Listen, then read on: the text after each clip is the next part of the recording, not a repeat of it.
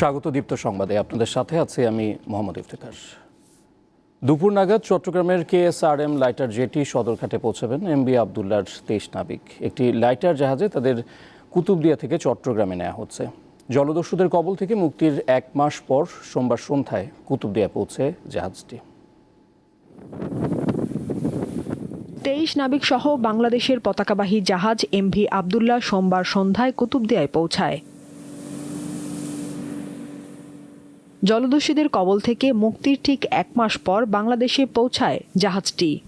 আল্লাহর অশেষ রহমতে আজকে 13 মে সন্ধ্যে 6টার সময় আমরা কুতুবদিয়ায় ধ্বংস করেছি। আলহামদুলিল্লাহ আমাদের জাহাজের সব অফিসার সুস্থ আছেন, ভালো আছেন। 23 নাবিক একটি লাইটার জাহাজে দুপুর নাগাদ KSRM লাইটার জেটি সদরঘাটে পৌঁছাবে। সেখানে তাদের বরণ করা হবে। ওদেরকে রিসিভ করার জন্য যত ধরনের যাবতীয় প্রস্তুতি আমাদের কোম্পানি KSRM অলরেডি এটা গ্রহণ করেছে। যে 23 জন নাবিক জিম্মিকৃত থেকে উদ্ধার হয়েছে, সে 23 জন নাবিক জাহানমণি 3-তে করে আগামীকাল দুপুর 2টা থেকে 3টার মধ্যে আমাদের চট্টগ্রামের উদ্দেশ্যে এখানে পৌঁছবে। এমভি আবদুল্লাহর ফেরার খবরে নাবিকদের পরিবারে বইছে আনন্দের বন্যা। আপনজনকে কাছে পেতে অধীর আগ্রহে অপেক্ষা করছেন তারা। ছেলে আসলে তো নতুন আবার ঈদ শুরু করবার কি আলহামদুলিল্লাহ ছেলেকে নিয়ে নানান আয়োজন করছি। ছেলে কি কি পছন্দ করে খাওয়ার জন্য এগুলোর আয়োজন করছি। আমরা সবাই মিলে বাবাকে আনতে যাব, বাবার জন্য একটা সারপ্রাইজ রাখছি। গত 12 মার্চ সোমালিয়া উপকূলে জলদস্যুদের কবলে পড়ে এমভি আবদুল্লাহ। অস্ত্রের মুখে জিম্মি করা হয় জাহাজের 23 নাবিককে। সাদিয়া চৌধুরী, দীপ্ত বার্তাকক্ষ। যমুনার বুকে বঙ্গবন্ধু রেল সেতুর কাজ শেষ হয়েছে শতকরা 84%। ডিসেম্বরে বাণিজ্যিকভাবে এটি চালুর আশা সরকারের। তবে বিশ্লেষকরা বলছেন, জনবল সংকট দূর না করলে অন্যান্য রেল অবকাঠামোর মতো এই সেতুর সুফল পেতেও দেরি হবে। যমুনার বুকে এপার ওপার সংযোগ ঘটিয়েছে বঙ্গবন্ধু শেখ মুজিব রেল সেতু। চলতি মাসেই সেতুর সবশেষ স্প্যান বসানোর মধ্য দিয়ে 4.8 কিলোমিটার দীর্ঘ সেতুর পুরোটাই এখন দৃশ্যমান। বিদ্যমান বঙ্গবন্ধু সেতুর 300 মিটার উজানে তৈরি হচ্ছে দেশের দীর্ঘতম ডুয়েল গেজ ডাবল লাইনের এই সেতু। এখন স্লিপারবিহীন রেলপথ স্থাপন, উভয় প্রান্তের রেল স্টেশন আধুনিকায়ন সহ দিনরাত চলছে রেল সেতুর বাকি কাজ। গত এপ্রিলের শেষ নাগাদ এর অগ্রগতি 84%। আশা করছি যে ডিসেম্বর 2024 নাগাদ শেষ হয়ে যাবে এবং তারপরে আমরা আমাদের যথাযথ কর্তৃপক্ষ কর্তৃক এটা উদ্বোধন করা হবে। এশিয়ান হাইওয়ের অংশ হওয়ায় এই রেল সেতু বাণিজ্যিকভাবে অনেক গুরুত্বপূর্ণ বলে মনে করেন বিশ্লেষকেরা। তবে এই সুযোগ কাজে লাগাতে কতটা প্রস্তুত বাংলাদেশ রেলওয়ে? আমার রেল লাইন রেডি হয়ে থাকবে, আমি চালানোর মতো লোক পাবো না, এই জিনিসটা হলে পরে স্মার্ট উন্নয়নের দর্শন হবে না। সরকার অনেক বিনিয়োগ রেলকে দিয়েছে, এখন এইটার প্রফেশনাল রিটার্নটা দেওয়ার মতো রেলকেই কিন্তু উদ্যোগটা নিতে হবে। তার মতে শুধু যাত্রী নির্ভরতায় রেল স্বাবলম্বী হবে না, নিতে হবে বিকল্প সুযোগ। যেই ইপিজেডগুলি হচ্ছে সেই ইপিজেড মাউথ ব্রাঞ্চ লাইন করে দিতে হবে। তাহলে আমি বলবো যারা কনসাইনি আমাদের এক্সপোর্ট ইম্পোর্টের সাথে জড়িত, রেল একটা নির্ভরযোগ্য দ্রুত গতির একটা পরিবহন ব্যবস্থা। যাত্রীর থেকে ভাড়া পাওয়া যায় না, কিন্তু কন্টেনার প্রতিটার থেকে কিন্তু আমি রিটার্নটা পাই। জাপানের কারিগরি ও জাইকার ঋণ সহায়তায় 16,781 কোটি টাকা খরচে নির্মাণ হচ্ছে বঙ্গবন্ধু রেল সেতু। মাহমুদ শাওন, দীপ্ত সংবাদ, ঢাকা। আগামী 18 মে থেকে দীপ্ত টিভিতে প্রচার শুরু হচ্ছে রবীন্দ্রনাথ ঠাকুরের ধ্রুপদী ছোট গল্প দেনা পাওনা থেকে অনুপ্রাণিত হয়ে নির্মিত নতুন ধারাবাহিক দেনা পাওনা। সোমবার বর্ণাঢ্য আয়োজনে নাটকটির শিল্পীদের সঙ্গে পরিচয় করিয়ে দেওয়া হয়। ইরফান ও পারমিতা ভালোবেসে বিয়ে করতে চাইলেও বাধা হয়ে দাঁড়ায় তাদের পরিবারের আর্থসামাজিক দূরত্ব। নানা প্রতিকূলতা তাদের সম্পর্কের মধ্যে দেয়াল তৈরি করে। আমার ইরফানের বউ হবে আমার বন্ধু রহমানের পরিবার, প্রেম, আত্মসম্মান সবকিছু মোকাবিলায় নামতে হয় ইরফান ও পারমিতাকে। ছদ্মরূপে প্রেক্ষাপটে উঠে আসে যৌতুক প্রথা, উস্কে দেয় নানা প্রশ্ন। এসব প্রশ্নের উত্তর নিয়ে দীপ্ত টিভির পর্দায় আসছে নতুন দীর্ঘ ধারাবাহিক নাটক দেনা পাওনা। গোলাম মুক্তাদিরের পরিচালনায় নাটকটিতে এক ঝাঁক নতুন মুখ যুক্ত হয়েছেন। পুরো ফ্যামিলি নিয়ে বসে দেখার মতন হচ্ছে যে একটা গল্প, তো সেই কারণে আমার মনে হয় যে পুরো পরিবার নিয়ে আপনারা বসে দেখলে একটা ফ্যামিলি আমেজ তৈরি হয়। দেনা পাওনা সব সিরিয়াল থেকে ডিফারেন্ট, এইটা মানে সবাই বলে সব কিছু different, but not like that. আমরা প্রথম বাংলাদেশে এমন কোনো সিরিয়ালে একটা সিনেম্যাটিক ফিল পাচ্ছি যেটা দেনা পাওনায় পাবো। প্রত্যেকটা মানুষের জীবনে যা যা ঘটছে একটা ফ্যামিলিতে, আপনি হচ্ছে আপনার বিজনেস বলতে পারেন, আপনার লাভ লাইফ বলতে পারেন, যা কিছু ঘটছে সব কিছু এই নাটকে একটা প্যাকেজ বলা যায়। এতে গুরুত্বপূর্ণ চরিত্রে অভিনয় করেছেন তানভিন সুইটি, মনির খান শিমুল, নাজনীন হাসান চুমকি সহ অনেকে। খুব চমৎকার একটা গল্প এবং সবার ভালো লাগবে, এবং আমার মনে হয় যে যারা দেখবে তারা ভীষণ পছন্দ করবে। অ্যাক্টিং প্যাটার্ন থেকে শুরু করে সবগুলোই আমাকে কেন যেন আমাদের ডিরেক্টররা আলাদা আলাদাভাবে ভেবেছেন, এবং এক্ষেত্রেও একদম নতুন রূপেই আমি আসব।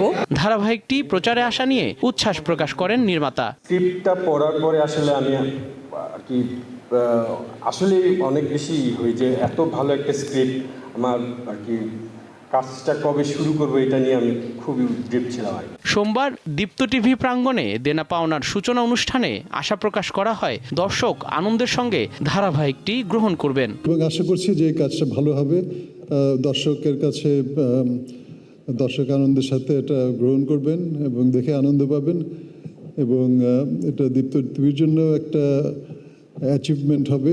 দেনা পাওনা আমরা অনেক আশা নিয়ে অনেক ভাবনা চিন্তা করে শুরু করেছি। দেনা পাওনায় আমরা মানে আর্টিস্ট তো নেওয়া হয়েছে, কেয়ারফুলি আর্টিস্ট তো নেওয়া হয়েছে, তাদেরকে সমন্বয় করে তাদের সাথে কাজ বের করাবার চেষ্টা হচ্ছে।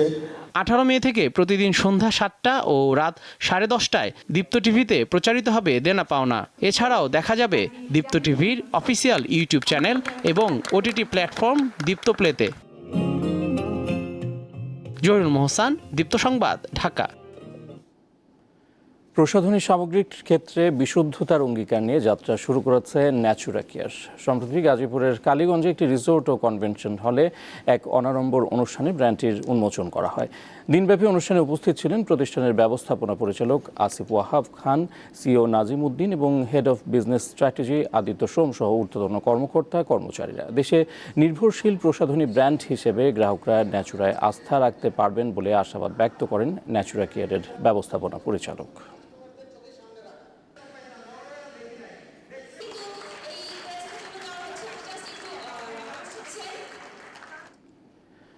মাইজিপি অ্যাপ থেকে এখন সহজেই বিকাশ অ্যাকাউন্ট খুলতে পারছেন গ্রামীণ ফোন গ্রাহকেরা। মাইজিপি অ্যাপের সার্ভিস সেকশনে বিকাশ রেজিস্ট্রেশন নামে একটি আইকন পাওয়া যাবে, যেখান থেকে গ্রাহকরা এক ক্লিকেই নিবন্ধন প্রক্রিয়া শুরু করতে পারবেন। এই প্রক্রিয়া শুরু হবে কিছু ভেরিফিকেশন ও সম্মতি দেওয়ার মধ্য দিয়ে।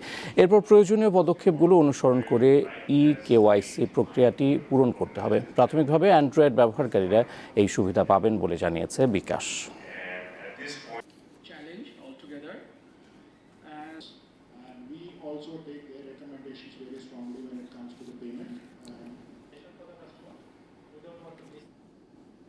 আন্তর্জাতিক প্রসঙ্গ। গাজার একটি শরণার্থী শিবিরে ইসরায়েলি বিমান হামলায় কমপক্ষে 14 জন নিহত হয়েছে। হামলায় আহত হয়েছে আরও অনেকে। গাজার মধ্যাঞ্চলীয় নুসেইরাত শরণার্থী শিবিরের একটি ভবনে হামলা চালায় ইসরায়েল। নিহতদের মধ্যে শিশুও রয়েছে। হামলার পর ইউনিসেফ গাজায় বেসামরিক নাগরিকদের লক্ষ্য করে হামলা বন্ধের আহ্বান জানিয়েছে। বিশেষ করে শিশুদের নির্বিচারে হত্যা বন্ধ করারও আহ্বান জানায় জাতিসংঘের শিশু বিষয়ক এই সংস্থা। এদিকে গাজার স্বাস্থ্য মন্ত্রণালয় জানিয়েছে গত অক্টোবর থেকে নিহত ফিলিস্তিনিদের সংখ্যা 35,091 জনে পৌঁছেছে।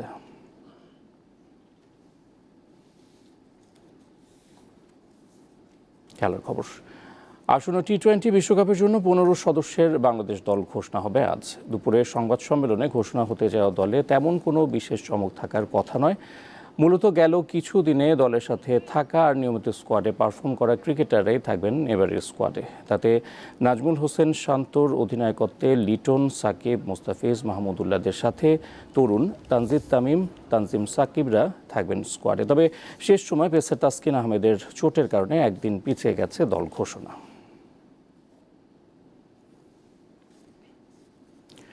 ফেডারেশন কাপের সেমিফাইনালে আজ আবাহনীর মুখোমুখি হবে বসুন্ধরা কিংস। গোপালগঞ্জে ম্যাচ শুরু হবে বেলা ৩টায়। এই মৌসুমে আবাহনীর ঘরে এখন পর্যন্ত কোনো ট্রফি ওঠেনি, তাই কিংসের বিপক্ষে ফেডারেশন কাপের সেমিতে ভালো ফলাফলের আশায় আকাশী নীলরা। তবে ফাইনালে ওঠা যে বেশ কঠিন তা সাম্প্রতিক পারফরমেন্স দেখলেই পরিষ্কার। কিংস ৩ ম্যাচ আগেই লিগে টানা ৫ম শিরোপা জয়ের আনন্দে মেতেছে, যেখানে আবাহনীর অবস্থান ছিল তৃতীয়। রিয়াল সোসিয়েদাদকে ২-০ গোলে হারিয়ে স্প্যানিশ লা লিগার পয়েন্ট টেবিলের দ্বিতীয় স্থানে উঠে এসেছে বার্সেলোনা। নিজেদের মাঠ ইংলিশ প্রিমিয়ার লিগে অ্যাস্টন ভিলার সঙ্গে ৩-৩ গোলে ড্র করেছে লিভারপুল। নিজেদের মাঠ ভিলা পার্কে ম্যাচের দ্বিতীয় মিনিটে বিশ্বকাপ জয়ী গোলরক্ষক এমিলিয়ানো মার্টিনেজের আত্মঘাতী গোলে পিছিয়ে পড়ে অ্যাস্টন ভিলা। ১২ মিনিটে ইউরি টিলেমান্স ম্যাচের সমতা ফেরেন। বিরতির আগে পরে কোডি গাকপো এবং জারেল কোয়ানসারের গোলে ৩-১ গোলে এগিয়ে যায় লিভারপুল।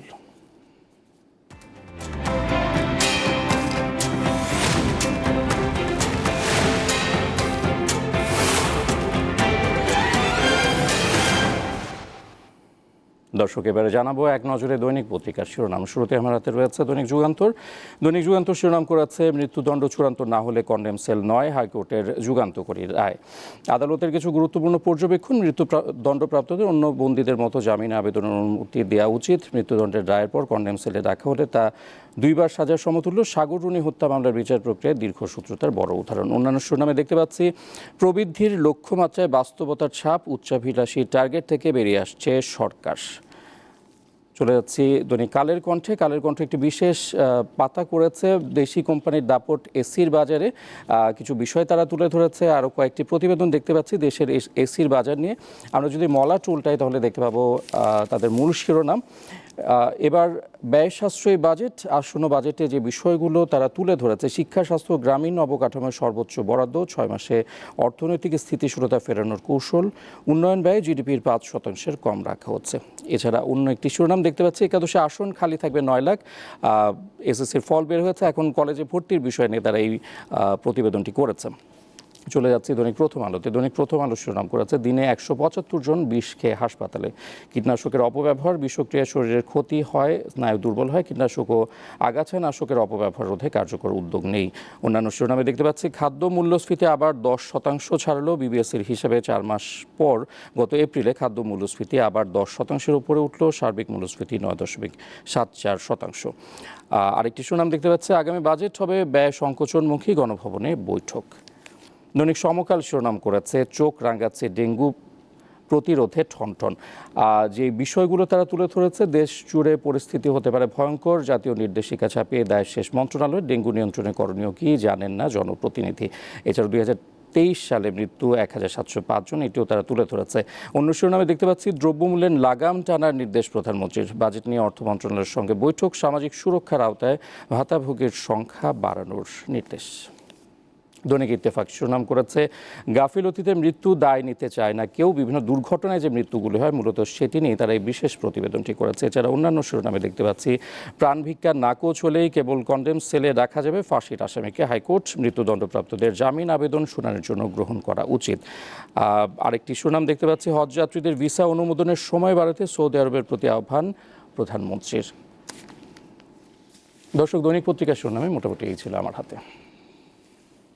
আর এই ছিল এখনকার মতো। পরের সংবাদ বেলা 12টায় দেখার আমন্ত্রণ রইল। দর্শক, তথ্য বিনোদনের আরও খবর জানতে যুক্ত থাকুন দীপ্তর ডিজিটাল প্ল্যাটফর্মগুলোতে। ধন্যবাদ।